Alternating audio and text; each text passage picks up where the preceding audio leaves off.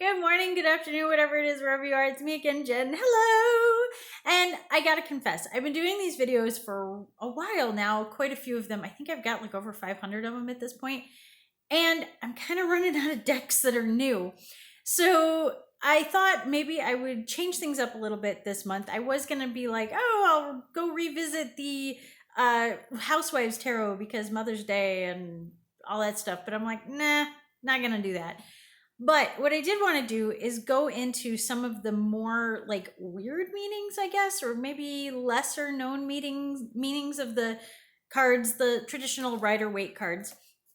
And they are my grandmother's deck, so I guess I'm still kind of doing a Mother's Day thing ish. Uh, but my thought was go into like the weird stuff and kind of the other modality stuff that maybe people would not know so much if they're just starting out with tarot, or even if you've been doing it a while and are like, yeah, I never knew that part. Because there's a few things that I gotta confess, I'm always learning something. Ancora imparo, always learning. So I was thinking about this, and then I drew the star card, and I'm like, let's be authentic with ourselves. Let's go with that. So this is now what I have decided to do for this month, is to kind of pick apart the stuff that's maybe hidden in the background of the cards, or things that maybe you didn't know, or connections to other modalities with these cards. So here we go. We're starting with the star card. Yes, I am using the more classic Rider-Waite tarot deck.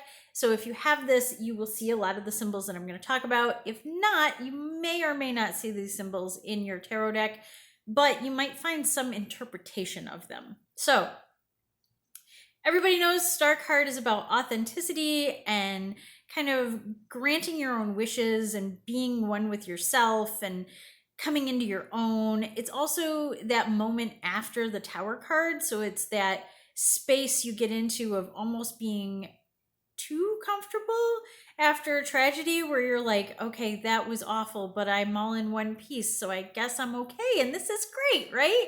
And you get a little euphoric. So euphoria, authenticity, those kinds of things are related to the star card. So the pool that is represented here is that femininity, that energy, that life, that receiving sort of side of things. And you can see that the water bearer, who, by the way, yes, this card is associated with Aquarius. It's one of the few zodiac signs that I feel like is kind of spot on with the cards. It's like, look, she's a water bearer and she's bearing water and she's related to Aquarius, the water bearer. Who would have thought of that? So all of those things. The other point to this deck, this card, is the bird in the tree in the background, which I don't know how clear he is in this video, but the bird is theoretically, and I've kind of gone with this just because I haven't found a whole lot of other meanings. I've heard one other place tell me that it's the dove that gave Noah like the sign that they were getting near land. But does that look like a dove to you? It does not look like a dove to me. What it does kind of look like is an ibis. So an ibis has a couple of different meanings and a couple of different associations. The ibis is associated with Hermes, which is a Greek god, Roman god, somewhere in that pantheon.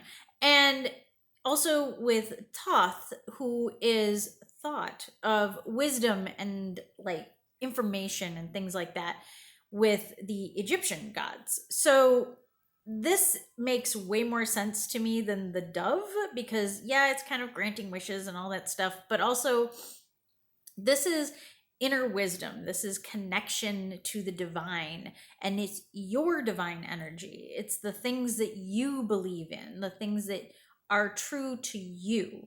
And being true to yourself is a big one with this card. Some people see this and they're like, oh, it's about coming back from the underworld, because again, we've got the stars and the Inanna references and things like that with it as well. But it's about being true to your inner authenticity. And women even more so, because this card, I don't know if it's obvious, has a lot of feminine energy going on. Naked lady. We'll start with the naked lady. And then you've got the vessels, the cups, which are representative of feminine energy. Water is very representative of feminine energy. I almost could not say that. Anyway, so all of these things are represented in this card. The other modality that this relates to is the chakras. So the second chakra, which is kind of located in the womb, is the chakra associated with this card. It's also associated with the seventh chakra, the crown chakra, the one that is connected to higher self. So when those two are connected, it's, hey, how about we tap into our feminine energy? Hey, how about we tap into the authenticity of our feminine energy? And set those boundaries and be receptive to things and be aware of all that kind of stuff. So, star card, big time feminine energy, ibis in the tree, vessels, all of those kinds of things. I really wanted to go into more with this card, but I also don't want to run these things super long. So I'll be a little more cognizant for the next cards, but I hope you guys really like this. I know it's kind of doing something a little bit different and digging a little bit deeper into these things, but I'm also trying to teach more modalities in the Tarot Cafe thing. So maybe this will help everybody. All right, until next time, bye.